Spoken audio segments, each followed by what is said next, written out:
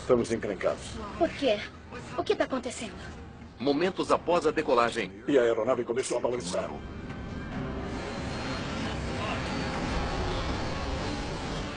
Nós vamos cair, Larry. Eu sei. Um 737 mergulha no gelado rio Potomac.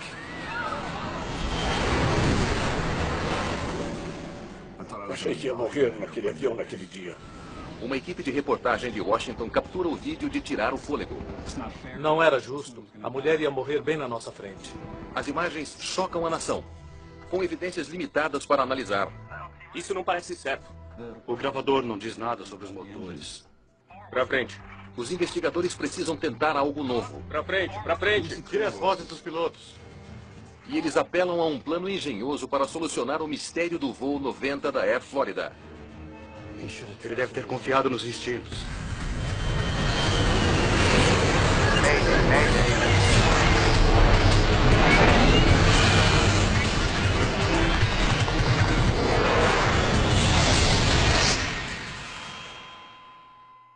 Esta é uma história real, baseada em relatórios oficiais e relatos de testemunhas.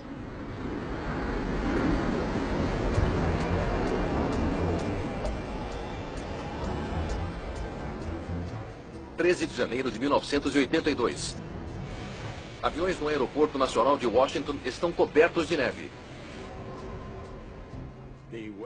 As condições climáticas naquele dia em Washington, e em especial no Aeroporto Nacional, estavam muito difíceis. Estava nevando e frio, a temperatura era de 4 graus negativos. Era um dia horrível, e à medida que avançava, a neve aumentava. São 2h15 da tarde. Os 74 passageiros a bordo do voo 90 da Air Florida já deveriam estar no ar. Mas o avião deles ainda está no portão. Deveríamos ter remarcado quando vimos a neve. Talvez ainda dê. Joe Stiley é empresário e piloto. Ele e a secretária Nikki Feld estão a caminho da Flórida para uma viagem de negócios. Todos sabiam que seria um daqueles dias. Estava nevando e as chances de decolar eram de meio a meio. As tripulações de terra trabalham para limpar a neve. Por enquanto, ninguém decola nem pousa. O Aeroporto Nacional de Washington tem apenas uma pista. Então, eles não têm a opção de remover a neve de uma pista enquanto usa outra e revezar, como muitos aeroportos. Quando precisam fechar a pista, o aeroporto fecha. O voo 90 é comandado por Larry Whitton. Está 15 graus em Tampa e nós presos numa tempestade de neve. Seria bom chegar em casa. O primeiro oficial dele é Roger Pettit. E ambos moram na Flórida. Sabemos que os passageiros odeiam atrasos. Eles odeiam. Os pilotos também. E o sistema de tráfego aéreo idem. Porque é um inconveniente para todo mundo. Outro passageiro é Bert Hamilton, um gerente de compras de Maryland. Ele vai para Tampa a negócios. Priscila Tirado está se mudando para a Flórida para começar uma nova vida com o marido José e o filho deles.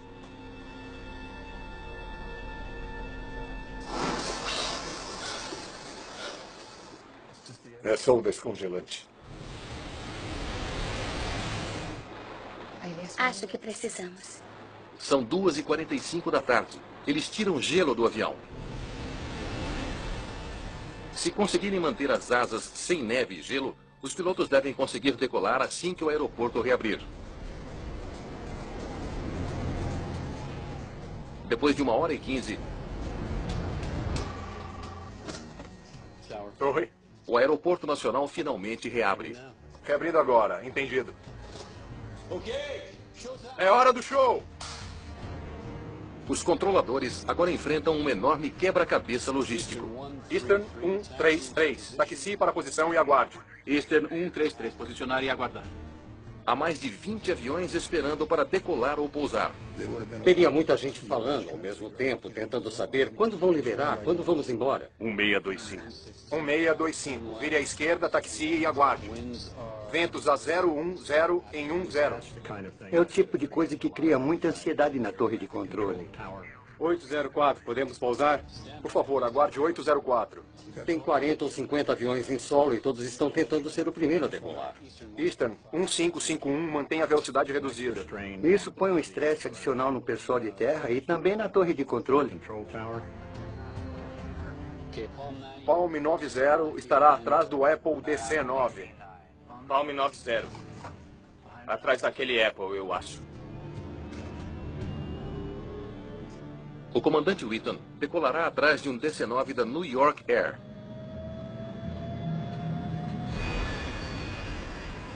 À medida que o 737 da Air Florida taxia na pista, a comissária de voo, Kelly Duncan, faz uma checagem final na cabine.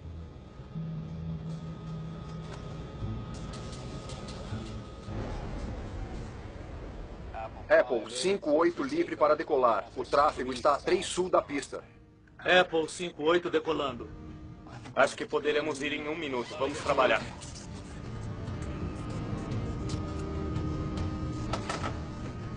Estabilizador em 5.3. Confere. PPR até 204. Confere. 556 livre para pousar. Livre para pousar em 556. Palm 90, taxi para a posição e prepare-se para a decolagem imediata. Palm 90. Senhoras e senhores, acabaram de nos liberar para a decolagem. Comissário de voo aos seus assentos. Ouvimos informações no alto-falante indicando que estávamos livres para decolar. Achei que nunca sairíamos daqui.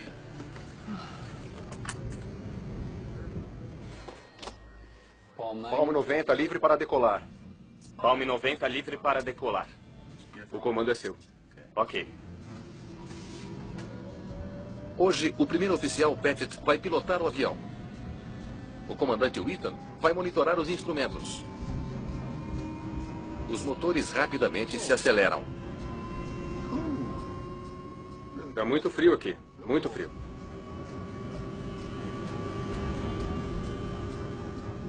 O avião logo tem potência suficiente para acelerar pela pista.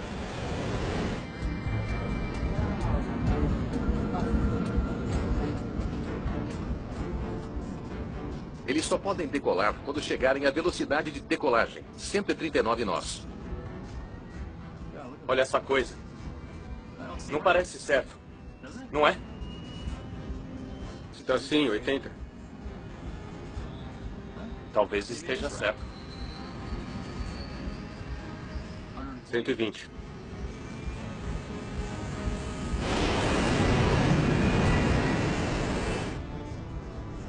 Joe Stiley é piloto e conhece bem este aeroporto.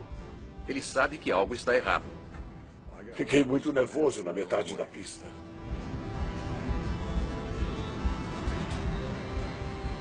V1.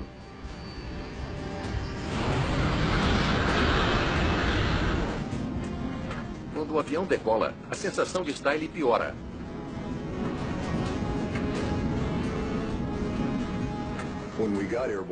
Quando decolamos, quase na hora ficou claro que o avião não voava normalmente. E eu me virei para Nick e disse, estamos encrencados. Por quê? O que está acontecendo? Todos os pratos e copos que estavam na galley começaram a se chocar e fazer um barulhão. E a aeronave começou a sacudir. O manche então trepidou, avisando aos pilotos que estão perdendo sustentação. Calma.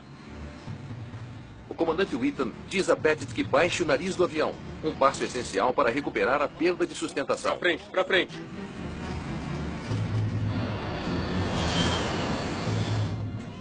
Joe Stiley se prepara para o pior. Faça o que eu fizer.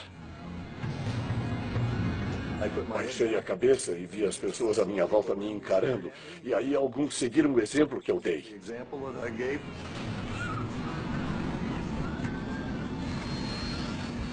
Vamos, para frente. Para frente. Suba. Não subimos.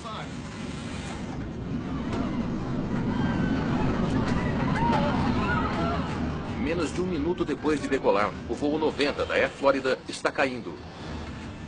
Suba. Fique de cabeça abaixada. Os pilotos aumentam a potência dos motores, mas é tarde demais. Suba! A gente vai cair, Larry! Eu sei! O avião atinge uma ponte sobre o rio Potomac. Parecia que tínhamos girado 90 graus fazendo uma cambalhota ou coisa assim.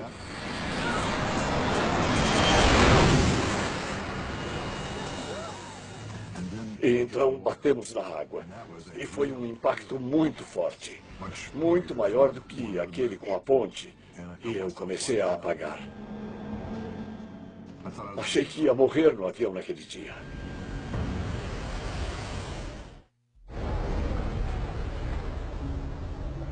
O voo 90 da Air Florida está afundando sob o gelo do rio Potomac, em Washington. Quando recobrei a consciência, estava sentado no assento e começava a entrar água na minha boca e nariz. O meu calcanhar fraturou dos dois lados, então soltei a minha perna e fiz o mesmo com a perna direita da Nikki. E eu a retirei. Ela teve um problema parecido. Eu a puxei pela mão e comecei a ir para trás e passei sobre os assentos atrás de mim. Dentre os 79 passageiros a bordo, 6 escapam da aeronave e chegam à superfície. Eu sabia que estava fora da aeronave quando parou de ficar totalmente escuro.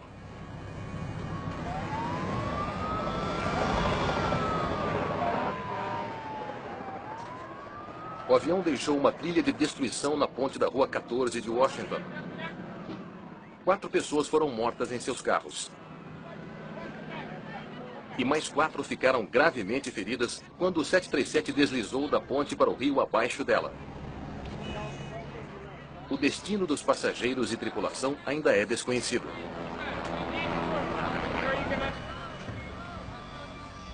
Notícias do desastre logo chegam ao cinegrafista Chester Panzer. A central chamou pelo rádio e disse: ouvimos algo sobre um avião pequeno caindo no aeroporto nacional. Responda, Chester. Está aí? Houve um acidente no aeroporto nacional. Queremos que verifique. E disparei pela rodovia. Quando Chester chegou ao local da queda, equipes de resgate já estão trabalhando, incluindo um helicóptero da polícia dos parques. Pegamos o nosso equipamento no porta-malas. Dava para ouvir um helicóptero à distância. Ligamos o cabo da câmera ao gravador. Dava para ver uma luz piscando. E comecei a gravar. E a primeira coisa que vi foi alguém sendo colocado numa ambulância. É Burt Hamilton, gerente de compras de Maryland. Ele é o primeiro passageiro retirado do rio Potomac.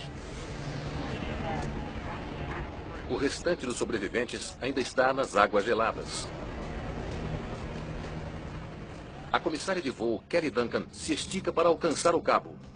Ao lado dela, usando um colete salva-vidas, está a secretária Nikki Feltz.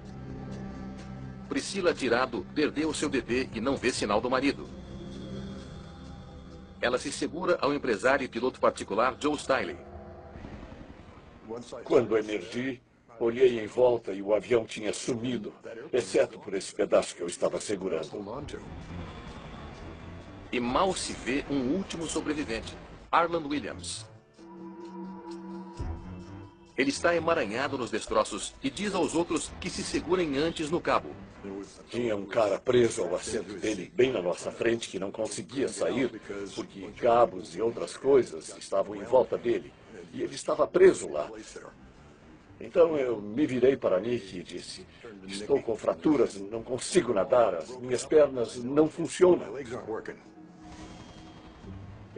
Havia um buraco enorme no gelo, fendas enormes, e parecia que alguém tinha pegado uma bola de beisebol e jogado por uma janela.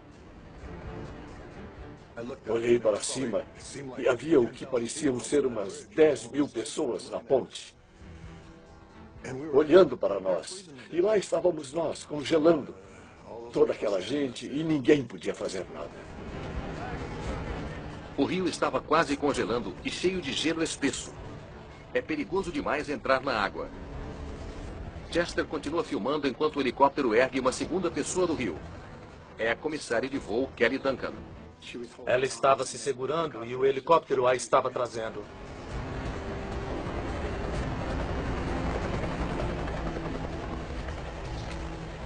No frio enregelante, Joe Stiley faz o que pode para ajudar dois outros passageiros, Nick Felt e Priscila Tirado. Eu estava segurando Priscila desse lado e Nick estava desse outro lado. Mas esse braço não estava funcionando bem. E o helicóptero começou a nos puxar na água. Eu perdi Nick quase que instantaneamente, porque esse braço todo não funcionava. E Priscila ficou embaixo do meu braço até metade do caminho, atravessando o rio, e começamos a nos chocar com os pedaços de gelo. Eu estava me chocando contra esses blocos, um após o outro, e todas as minhas costelas acabaram fraturadas. Em algum momento desses, eu perdi Priscila e a deixei em cima de um bloco de gelo. Joe é levado para um lugar seguro, mas Priscila Tirado está sozinha. O helicóptero lança uma boia para Priscila. Vi quando ela foi rebocada e vi quando ela se soltou do cabo. Foi quando percebi que ela se afogaria bem à minha frente. Ela estava em águas abertas e sendo empurrada para o fundo pelo vento do helicóptero.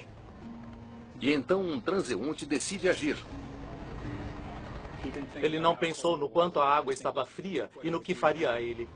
É um funcionário do governo federal chamado Lenny Skatnick.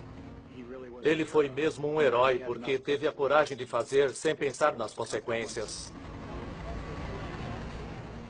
Lenny reagiu e mais ninguém. Ninguém que estava lá. Eu queria reagir, mas não podia. A coragem de Lenny salvou a vida de Priscila. Mas o marido e o bebê dela estão entre os mortos.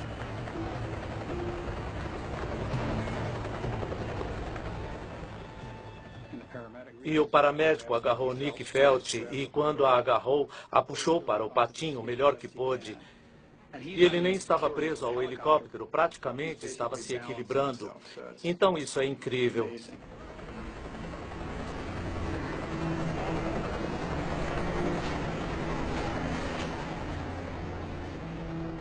Já faz 45 minutos que o voo 90 caiu no rio gelado. Tempo demais para qualquer um sobreviver na água gelada. Nick Felt foi a última a ser retirada da água. Apenas 5 pessoas saem com vida. Faremos uma coletiva depois. A imprensa precisa se afastar.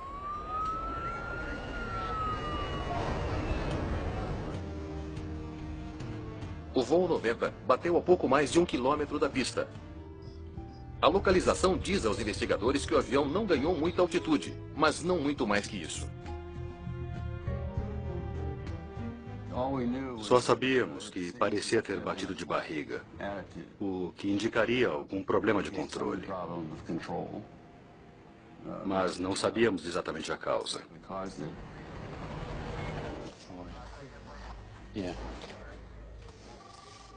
No aeroporto, eles coletam o máximo possível de informações. Foi um dia daqueles. Nevou forte algumas vezes. Sobre como o clima afetou o voo. Ficamos fechados por cerca de 1h15, enquanto tiravam a neve da pista. A primeira coisa que você analisa é o clima. As condições ambientais sempre são uma das maiores considerações quando se pesquisa as causas iniciais de qualquer acidente. Investigadores descobrem que o voo 90 foi atrasado em mais de 1 hora enquanto o aeroporto estava fechado. Se gelo e neve se acumularam nas asas do voo 90 durante o atraso, isso poderia ter evitado que o avião subisse. Gelo e neve podem interromper o fluxo de ar por sobre as asas de um avião, diminuindo a sustentação. Tirar o gelo da aeronave é uma coisa essencial. Até mesmo uma pequena contaminação pode afetar o desempenho de uma asa, quer o avião seja leve ou pesado.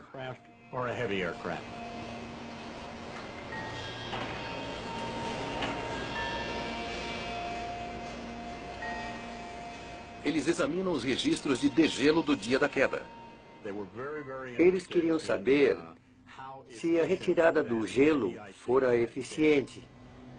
Os procedimentos da Air Florida exigiam uma solução de degelo potente, criada para os dias muito frios. O fluido de degelo dissolve a neve e o gelo. É uma mistura. E quando ela é colocada pela primeira vez, está a plena concentração e funciona muito bem. Registros revelam que o fluido borrifado no voo 90 não estava a plena concentração. Eles se concentraram no problema do equipamento em si, na mistura que foi usada, nos procedimentos adotados. O fluido de degelo precisa ser ajustado conforme a temperatura externa. É só o descongelante. Se a mistura não estava forte o suficiente, pode ter permitido novamente a formação de gelo nas asas. Pode me passar os dados do clima? Investigadores estudam as temperaturas registradas no aeroporto no longo tempo que ficou fechado. Eles descobrem que o fluido utilizado deveria ter funcionado. Embora não estivesse a plena concentração, a mistura estava forte o bastante para a temperatura registrada no dia da queda. Foi desleixo, mas não deveria ter causado a queda. Outras aeronaves decolaram, o que significa que tudo deu certo com outras aeronaves. O que havia de errado com essa aeronave em particular que causou a queda? Investigadores precisam de evidências para descobrir o que causou a queda do voo 90 da Air Florida. Mas a maior parte delas ainda está submersa. Nesse caso, os destroços estavam no rio, e era um rio turvo, e estava congelado. Consequentemente, eram difíceis de recuperar. A cauda subiu, outras partes subiram, mas é um processo exaustivo.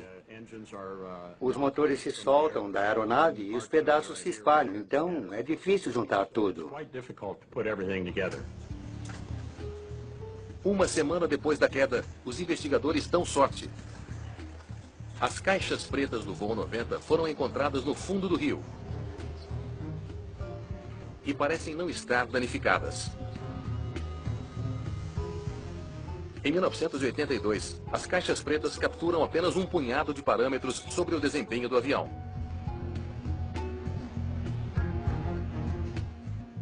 Mas isso basta para dar uma pista ao investigador John McDowell.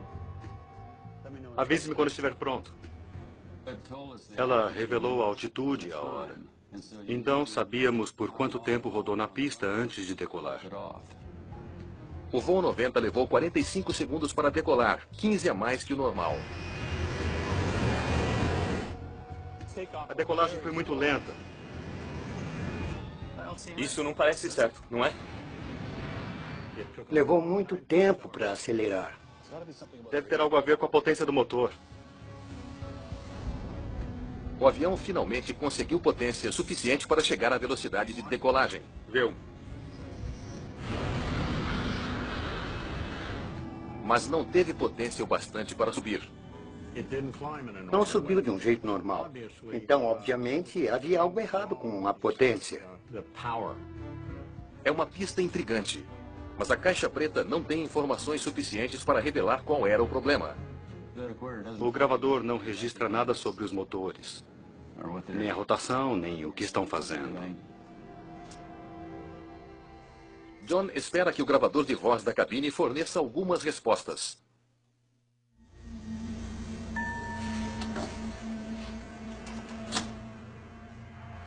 Rapazes, está muito ruim. Deve ser a pior nevasca que eu já vi. Os pilotos do voo 90 comentam o clima enquanto taxiam atrás de um DC-9. Já faz um tempo que tiraram nosso gelo. É o seguinte. O para-brisa não terá gelo, mas eu não sei a asa. John ouve enquanto Ethan e Pat discutem a remoção do gelo das asas de seu avião. Só precisa mesmo ser dentro das asas. As pontas dão conta do resto. Eles sabem que voltar ao portão para tirar o gelo de novo significaria outra longa demora. Se você tem de deixar a fila, quando voltar, entrará numa fila enorme de aeronaves esperando para decolar. Então, essa é uma das questões que pesa sobre a decisão do comandante, sair da fila ou não. Vou fazer a sua asa agora. Parece que o comandante tem uma estratégia nada convencional para tirar o gelo sem perder o seu lugar na fila. Ele manobra o avião de modo a ficar atrás do escapamento do DC-9 à frente deles. Eles se posicionaram atrás de outra aeronave, um DC-9, achando que isso poderia aquecer e soprar a neve do avião deles. Os motores do DC-9 expelem um jato de calor de 300 graus a 100 km por hora. Limpou a sua? Pode ver a ponta da sua asa? Tem um pouco na minha. Um pouco? Esta asa tem de 1 centímetro a 1,5 centímetros nela toda. É uma conversa perturbadora, que sugere que os pilotos experimentavam um procedimento não oficial. Mas até então, John não ouviu nada que explicasse a perda da potência do motor. O comando é seu. Certo.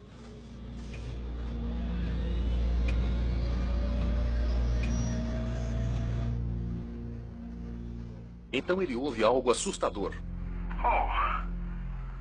Olha essa coisa. Enquanto o avião corre pela pista, o primeiro oficial diz ao comandante que ele suspeita de um problema. Isso não parece certo. Não é? Está certo, 80. Mas o comandante o convence de que não há nada de errado. Talvez esteja certo. Ele sentiu que não estavam acelerando rápido o bastante. Dá para sentir a aceleração nas suas costas. Quando é um piloto experiente, já fez isso 1000 vezes. E se não está rápido bastante, você sente que algo não está certo. Ele deveria ter confiado nos instintos.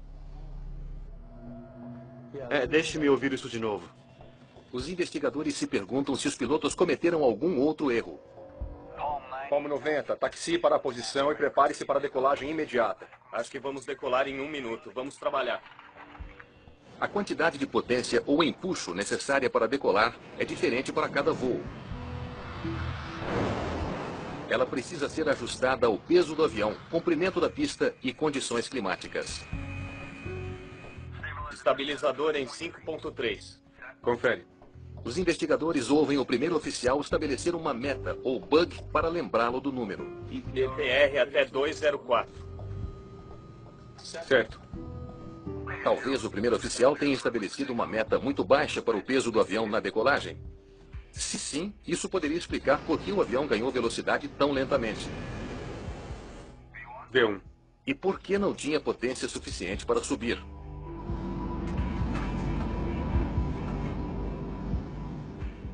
Os motores podiam estar funcionando, mas sem potência ou empuxo bastante para manter a velocidade do ar necessária para conseguir sustentação e voar. O peso do avião foi registrado antes do voo.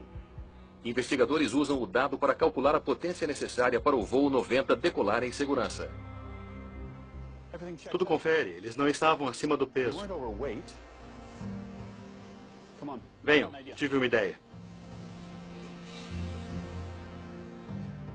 Já que tem poucos dados da caixa preta, John idealiza uma maneira incomum de analisar a potência que tem os motores do voo 90. Eu não me lembro disso ter sido usado em nenhum outro acidente ou de estar disponível para nenhum outro. Ele espera descobrir quanta potência os motores estavam gerando ao analisar o som que produziam. Os motores a jato contêm turbinas que produzem diferentes sons, dependendo da velocidade que estão girando. Quando o motor precisa de mais potência, a turbina gira mais rápido e a frequência do som muda.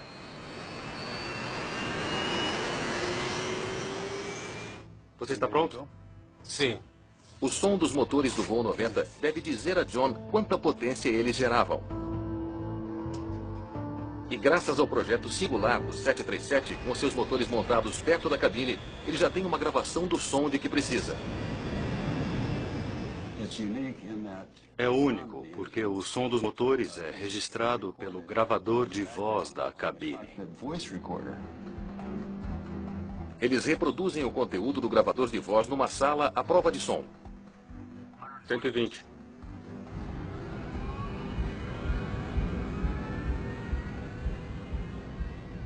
V1.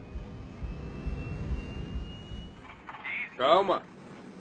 Fizemos uma análise digital do som do gravador de voz da cabine, que pode eliminar todos os outros ruídos, exceto aquele da frequência dos motores no gravador de voz da cabine. Pode tirar a vibração do manche? Adiante, adiante, vamos. Tire as vozes dos pilotos. Adiante, adiante.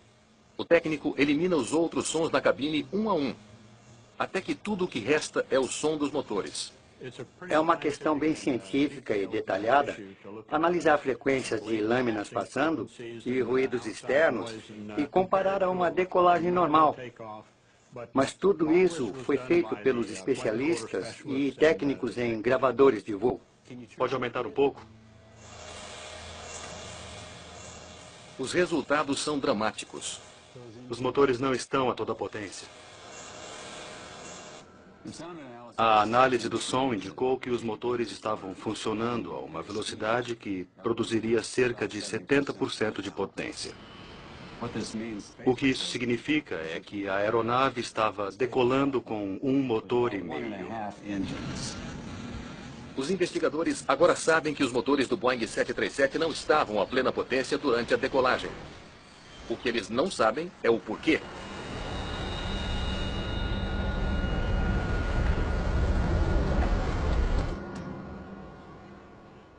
Uma peça-chave dos destroços pode ter a resposta.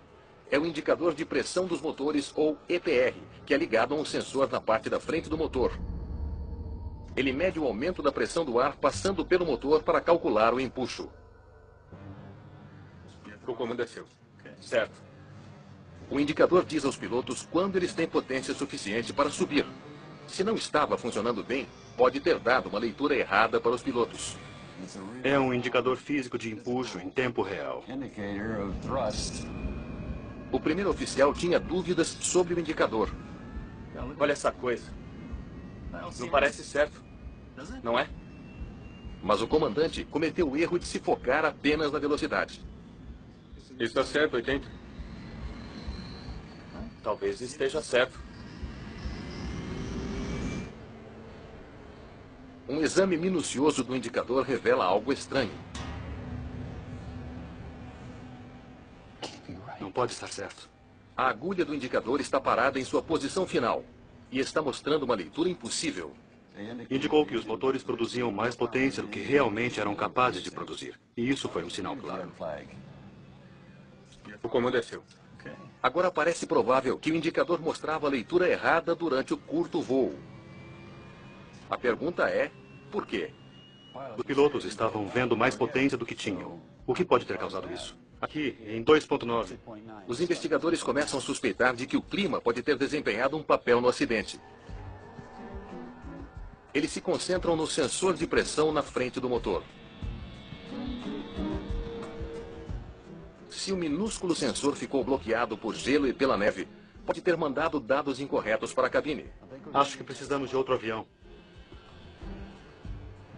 John não tem evidências incontestáveis de que o sensor estava bloqueado, mas decide ir atrás de um palpite. Arranjei outro 737, porque eu já suspeitava dos indicadores de pressão do motor.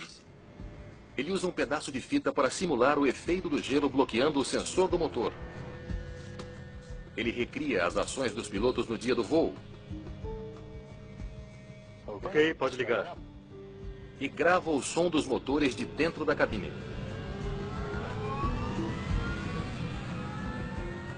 Continua acelerando. Ele aumenta a potência até os indicadores ficarem à meta estabelecida pelos pilotos do voo 90. Pronto. Vamos ver se estou no caminho certo. Bloquear os sensores no voo teste deve criar a mesma redução no desempenho dos motores como no voo 90.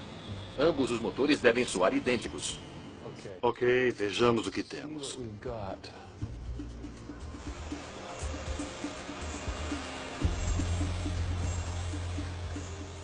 John compara o som de seu voo teste com o ruído dos motores capturado durante a decolagem do voo 90. Combinam perfeitamente. Concluí que ambos os motores estavam bloqueados por alguma coisa, provavelmente gelo. mas estavam bloqueados.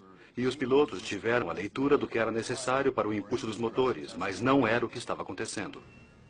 Os investigadores estão convencidos de que os pilotos não aumentaram a potência dos motores porque o sensor coberto de gelo os levou a acreditar que já era o suficiente.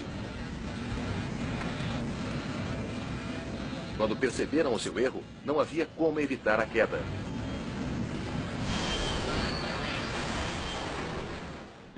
Eles acionaram a potência máxima, mas apenas 5 segundos antes do impacto. Era tarde demais. O 737 tem um sistema anticongelamento que utiliza calor para manter o sensor livre de gelo.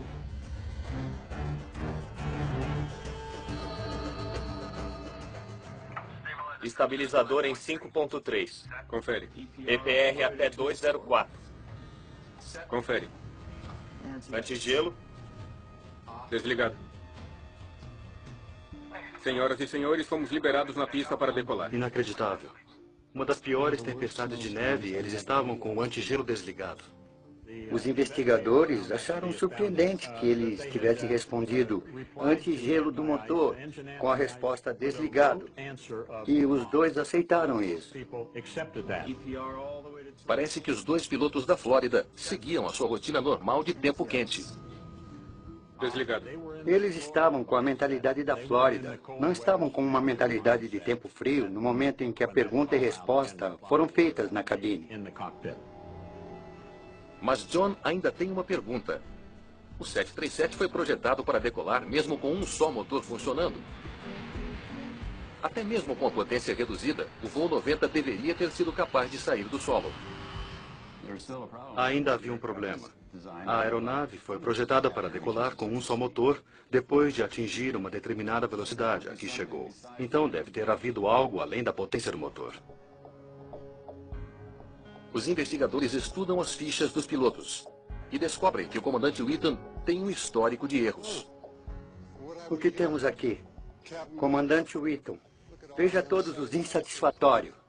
Ele foi delatado mais de uma vez por não seguir procedimentos, especialmente durante decolagens e pousos. Cumprimento insatisfatório de regulamentos.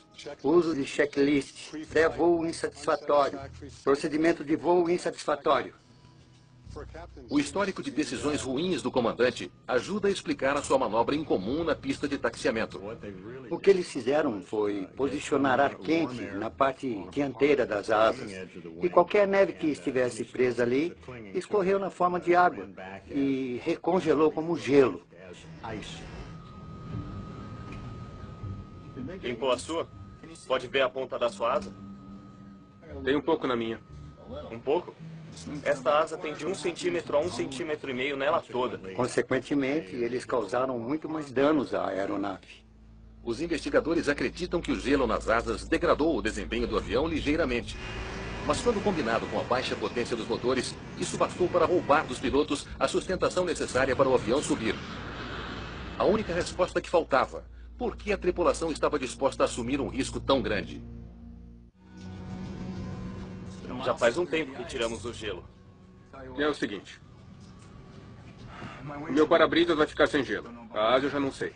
Os investigadores acreditam que os pilotos inexperientes podem ter subestimado os perigos que enfrentavam. Eles eram da Flórida. Nenhum desses pilotos estava habituado a voar na neve, em condições frias. Só precisa mesmo ser dentro das asas. As pontas das asas dão conta do resto.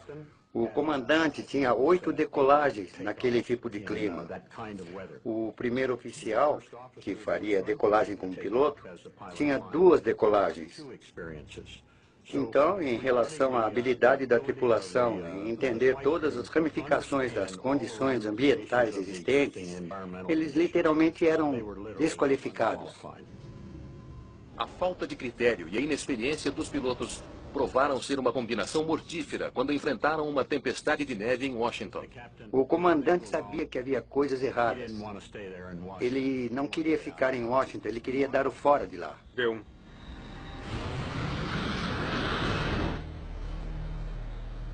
John McDowell, da NTSB, desvendou a sequência precisa de erros que levaram à queda fatal. Por como desceu. Certo. Pettit começa empurrando as alavancas de empuxo para frente, até chegar a 2.04. Já que os sensores de EPR estão bloqueados com gelo, o indicador sobe rapidamente e dá uma leitura falsa aos pilotos.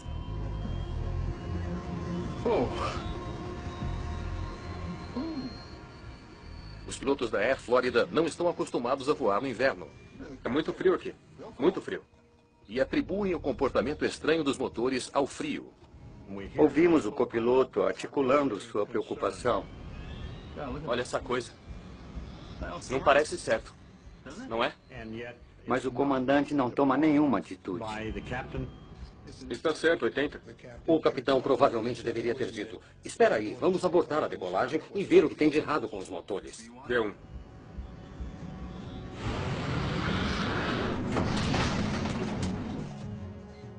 Segundos após a decolagem, o manche vibra, avisando aos pilotos que estão perdendo sustentação e começando a estolar.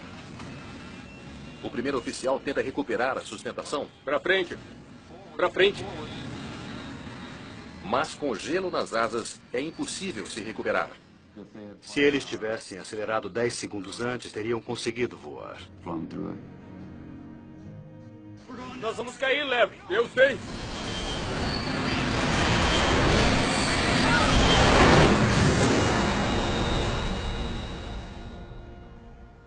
O acidente ocorreu devido ao acúmulo de numerosas decisões feitas por essa dupla de pilotos em particular. Ficou evidente que, seja quem for que estivesse pilotando, não o estava fazendo adequadamente. E eu soube disso já na metade da pista. E pensei, que pena, vamos todos morrer. E a maioria de nós morreu.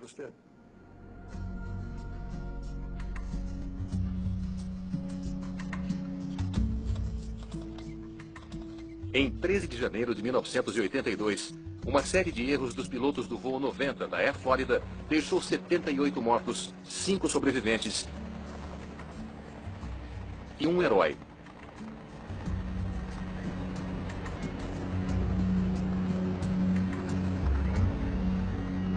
Por seu resgate corajoso de Priscila Tirado, Lenny Skatnick é homenageado no discurso do presidente Ronald Reagan e é aplaudido de pé pelo Congresso.